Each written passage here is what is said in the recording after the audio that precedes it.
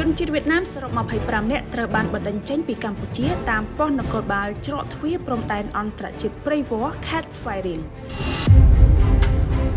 នៅថ្ងៃពុធ12កើតខែបោះឆ្នាំម្សាញ់សពស័កពុទ្ធស័ក2569ត្រូវនឹងថ្ងៃទី31ខែធ្នូឆ្នាំ